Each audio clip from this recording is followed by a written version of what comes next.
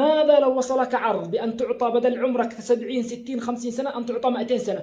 أحقيقا ما تقول؟ نعم والله حقيقة، وليس 200 سنة، ربما 300 ألف سنة. أحقا ما تقول؟ أنت تمزح. هل هذه حقيقة وليس مستحيل؟ نعم والله حقيقة، وليس حتى 200 ألف سنة، ممكن يتضاعف إلى مليون، ممكن إلى مؤبد ولن تموت. أحقا ما تقول؟ ويمكن أنك لن تشيب، تظل متعافيا بقوة 100 رجل من حيث الطعام والشراب والنكاح.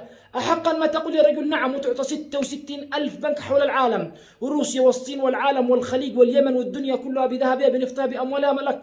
أحقا ما تقول؟ نعم والله حقيقة، وممكن أن تعطى كرة أرضية كاملة، ربما خمس أملاك مثل الدنيا وأكثر. أحقا ما تقول؟ نعم والله، وكل شيء حرمته في الدنيا ممكن أن تحصل عليه. نعم.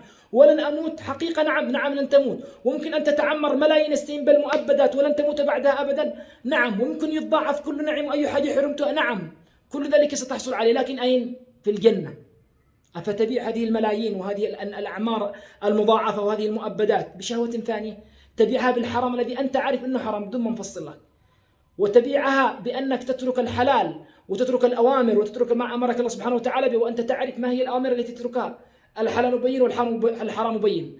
فحاول من الآن واعقل واجمع عقلك وانتبه أن تبيع هذا النعيم. أتظن أن 70 50 60 سنة تنفعك؟ والله إنها ستروح، ستذهب هباء منثورا، ليست شيء. اعمل حتى تتخلد في ذلك النعيم المقيم، وفقنا الله وإياك لكل خير.